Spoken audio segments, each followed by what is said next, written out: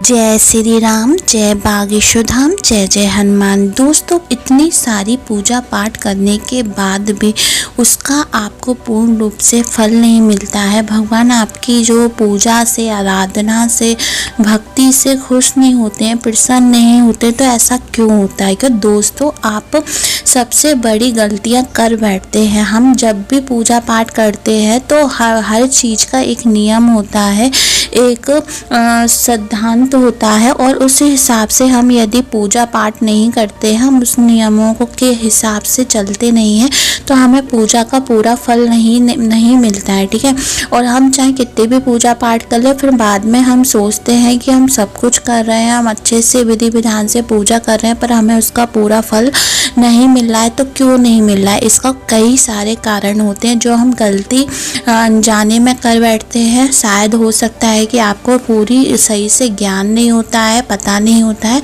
और हम भूल कर बैठते हैं क्योंकि हमारे बड़ों ने भी वही चीज़ें करी हैं, तो हमें भी वो चीज़ें बताई नहीं गई हैं या हमने सीखने की कोशिश नहीं करी है, तो वो चीज़ें हम कर बैठते हैं जिसका हमें पूरा फल नहीं मिलता है इतनी सारी पूजा पाठ करने के बाद भी।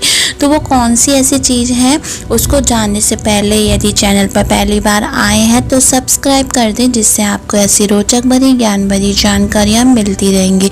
सबसे पहले दोस्तों, आपको ध्यान देना है कि आपके जो पूजा जो घर है ना, वो किस दिशा में है। हमेशा पूजा घर को जो पूजा घर का जो भगवान का जो मंदिर होता है, उसका मुंह हमेशा उत्तर या पूरब की दिशा में होना चाहिए, या ईशान कोण में पूजा घर होना चाहिए। दूसरी बात है, पूजा घर का जो मंदिर है वो कभी ज़मीन से फर्श से लगा हुआ नहीं होना चाहिए। इस बात का भी आप ध्यान रखना।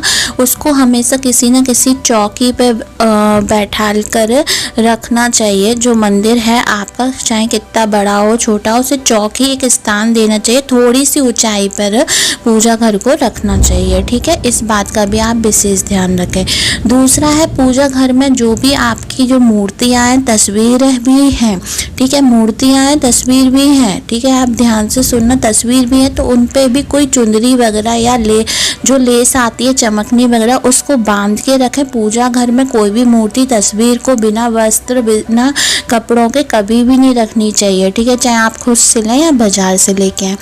तीसरा है, आप यदि कोई दीपक आप मिलका रहे हैं, ठीक है, भगवान के नाम का दीपक मिलका रहे हैं, तो उस दीपक का भी प्रसाद जरूर लगाएं, घंटी बजा के, शंख बजा के। कहते हैं कि दीपक में भी शिव शक्ति का वास होता है, माता रानी का वास होता है, और उनको भी भगवान का प्रसाद लगाने के बाद उस दीपक का भी प्रसाद लगाएं। जो भी आप भगवान को प्रसाद लगाते हैं, भोग लगाते हैं, तो उस दीपक का भी लगाएं। नहीं तो आप एक तरह से अपमान कर रहे हैं, क्योंकि दीपक को साक्षी माना जाता है कि जब भी आप जोती भी पूजा पाठ कर रहे हैं तो वो उस पूजा पाठ की साक्षी है, ठीक है, वजूद है कि आपने की है। ठीक है, तो वो एक गवाह है, और यदि किसी को अपन ने स्थान दिया है तो उसको प्रसाद लगाना बहुत ही ज़्यादा ज़रूरी हो जाता है, नहीं तो फिर वो अपमान होता है और आपको अपनी पूजा का पूरा फल नहीं मिलता है।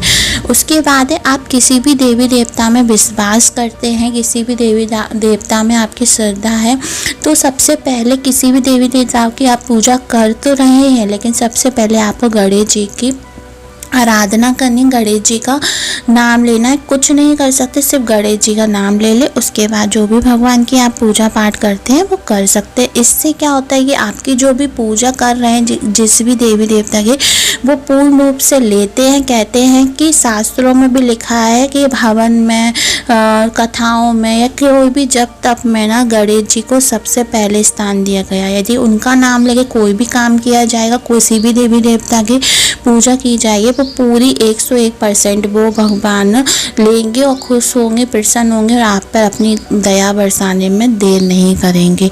ठीक है, और उसके बाद है, भगवान को हमेशा धूप नहीं दिखाना चाहिए, अगरबत्ती हमेशा नहीं लगानी चाहिए, उनको हमेशा दीपक मिलकाना चाहिए। यदि आप अगरबत्ती लगा रहे हैं तो ठीक है, उसके साथ साथ दीपक जरूर मिलते हैं, क्योंकि दीपक में ही देवी देवताओं का वास होता है, शक्ति का वास होता है और दीपक ही लगाया जाता है। वैसे अगरबत्ती हमारे पूर्वजन्म जो हमारे पितृ होते हैं, जो हमारे देवी देवता होते हैं, जो इस दुनिया में नहीं है, उनके नाम की अगरबत्ती लगाई जाती है। वैसे भी बांस को नहीं जलाया जाता है, इस बात का भी आप विशेष ध्यान रखें। यदि आपने अपने मंदिर में शंख को या फिर किसी भी ऐसे जो कछुए को माता लक्ष्मी का होता है उसको स्थान दिया, घंटी को स्थान दिया, जो घंटी बजाते हैं गणेश जी को स्थान दिया है, तो उसको एक कपड़े पर, एक अच्छे कपड़े पर रखें, ठीक है। और शंख को तो कहते हैं कि चावल की कटोरी में रखना चाहिए, जल भर के या चावल भर के,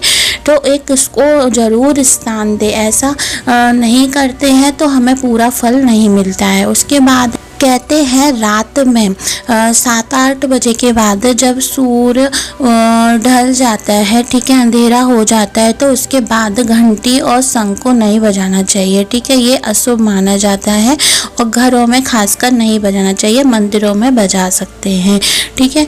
उसके बाद है, यदि आप किसी मंदिर में जाते हैं और वहाँ पे आपको प्रसाद मिलता है तो उस प्रसाद को भले ही थोड़ा सा आप उधर ही ज़रूर खा लें, क्योंकि कहते हैं कि ये आपके भगवान के लिए श्रद्धा भावना है और वो आपने उनके द्वारा जो प्रसाद आपको खुद मिला है वो थोड़ा सा आपने लिया, फिर थोड़ा सा प्रसाद आप घर ले जा सकते हैं, लेकिन पहले वहीं पे भी आप खा ले, जूठा ज़रूर कर ले।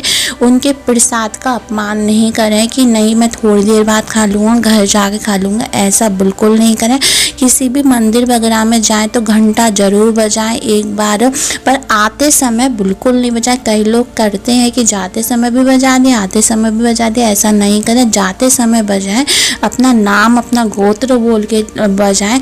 ऐसा करने से आपकी मनोकामना, इच्छा, आपकी भावना, आपकी जो आराधना है ना, वो भगवान तक सीधी जाती है, ठीक है। तो ये कुछ चीज़ें हैं, आप इनका विशेष रूप से ध्यान रखें और अपने मंदिर में, घर के मंदिर में कभी भी टूटी टाटी जो मूर्तियाँ हैं, खंडित मूर्तियाँ, उनको नहीं रखें और काली माता की मूर्ति नहीं रखना चाहिए। घर के जो गृहस्थ लोग होते हैं उनको नहीं रखना चाहिए, ठीक है। और कुछ ऐसे देवी देवताओं की मूर्ति होती, कभी दो देवी ना, एक ही भगवान की दो मूर्तियों को नहीं रखना चाहिए, ठीक है। इस बात का आप विशेष ध्यान रखें। तो दोस्तों, इन चीज़ों को ध्यान रखकर आप अपनी पूजा जो भी कर रहे हैं, जितने भी अपने जो भी नियम से जो भी पूजा पाठ कर रहे हैं, उसका आपको 101% रिजल्ट, आपको फल मिलेगा ही मिलेगा। फिर आप नहीं बोलेंगे कि आपको अपनी पूजा का पूरा फल नहीं मिलता है, मैं इतनी सारी पूजा करता हूँ मुझे फल नहीं मिलता है, क्योंकि जाने अनजाने हम कई सारी गलतियाँ कर देते हैं। और उसके बाद आप जब भी इस बात का भी ध्यान रखें कि आप भगवान की कोई भी सेवा कर रहे हैं, कोई भी पूजा कर रहे हैं, तो आप घंटी जरूर बजाएं या शंख जरूर बजाएं। यदि शंख नहीं बजा सकते तो घंटी को जरूर बजाएं। यदि प्रसाद लगा रहे हैं या फिर उनको इत्र लगा रहे हैं या किसी भी चीज दीपक दिमना जो आरती कर रहे हैं, तो आप घंटी को जरूर या शंख को बजाएं। इन सब चीज़ों को ध्यान में रखें। तो दोस्तों, ऐसी रोचक भरी ज्ञान भरी जानकारी के लिए हमारे शिव गुरु की कृपा को सब्सक्राइब करें, लाइक करें और कमेंट में जय बागेश्वर धाम हर हर महादेव जरूर लिखें। धन्यवाद दोस्तों।